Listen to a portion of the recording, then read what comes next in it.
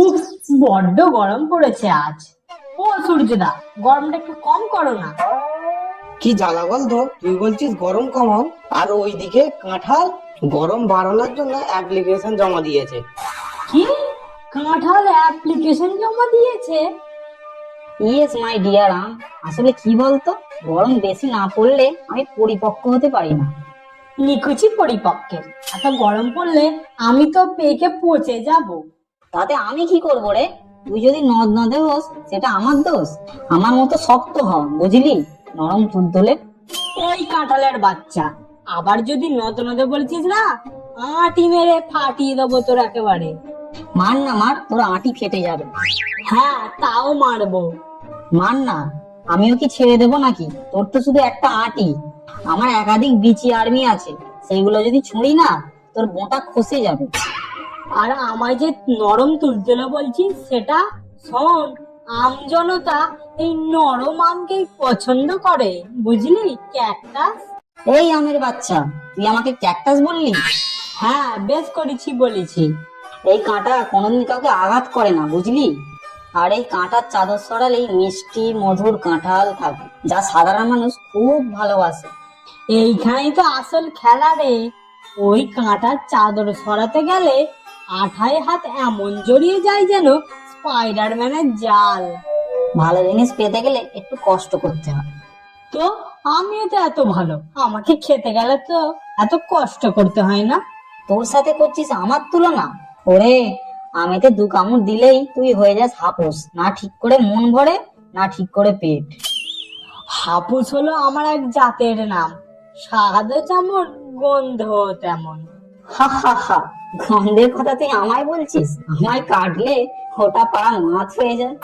তাই অর্ধেক লোক গন্ধে নাক চাপা দেয়, বলে বাপরে বাপ কি গন্ধ, কিন্তু আমাকে তৃপ্তি ভরে খায়, বলে আহা, এই না হলে ফলের রাজা আম। নামেই রাজার তক মানিয়ে আছিস, তোর কি গুণ আছে শুনি? তোকে তো শুধুমাত্র শেষ পাতে মিষ্টি হিসেবেই খায় লোকে। হ্যাঁ, শেষ পাতে খাবে না? আম দিয়ে মিষ্টি, আম দই, আম সন্দেশ, আমের আইসক্রিম, আমরস, কত কিছু হয়। হ্যাঁ ওইটুকুই, কিন্তু আমি হলাম অলরাউন্ডার। অলরাউন্ডার কি করে রে? আরে আমি শুধু ফল হিসেবে বিবেচ্য হই না, আমাকে সবজি হিসেবেও অনেকে খায়। আর গরিবের কাছে আমি তো গাছ পাঁটা, এমনকি কাঁঠালের বিচিগুলো ফেলে দেয় না, সেগুলো পুড়িয়ে খায়। তোর আঁটি কি কেউ পুড়িয়ে খায়? আমার আঁটিকে কেউ হয়তো পুড়িয়ে খায় না, কিন্তু আঁটিকে চুষে খাবার জন্য বাড়িতে মারপিট লেগে যায় যে কে আঁটি খাবে। বিকজ আমি হলাম কিউট এন্ড সুইট, বুঝলি, ফেবিকুইক আঠা। কি, আমি ফেবিকুইক আঠা? তোর এত বড় সাহস! হ্যাঁ, তবে না তো কি, তুই ফল বা সবজি রান্নারে না হয়ে আঠার কোম্পানি খুলতে পারতিস, তবু যদি লোকে তোকে কিনতো। তুই নিজেকে কি মনে করিস বলতো? সেই থেকে যা ইচ্ছা তাই বলে যাচ্ছিস। কি আবার ভারতের জাতীয় ফল? তুই যদি ভারতের জাতীয় ফল হোস, তাহলে আমিও হলাম বাংলাদেশের জাতীয় ফল। বাবা, তুই আবার নাকি বাংলাদেশের জাতীয় ফল? তোকে ভারত আর বাংলাদেশের বাইরে কত লোকে চেনে রে। এমন আমভাব দেখাচ্ছিস তুই যেন গোটা ওয়ার্ল্ডের জাতীয় ফল, শালা আম পচা। এই এঁচড়ে পাখা কাঁঠাল, বেশি না বকিস না। আমি গোটা ওয়ার্ল্ডের জাতীয় ফল না হতে পারি, কিন্তু সারা পৃথিবী জুড়ে আমার খ্যাতি আছে। দেখবি একদিন আমিও সারা পৃথিবী জুড়ে বিখ্যাত হব, আর সেদিন সবাই আমাকে চিনবে। এহ, গাছে কাঁঠাল গোঁফেতে, আগে সারা বছর চাষ তো হ, তারপর না হয় বিখ্যাত হবি। কারণ জ্যৈষ্ঠ মাসে পেকে আষাঢ়ের রথে লোকের মাথায় কাঁঠাল ছুঁড়ে আর যাই হোক বিখ্যাত হওয়া যায় না বাপু।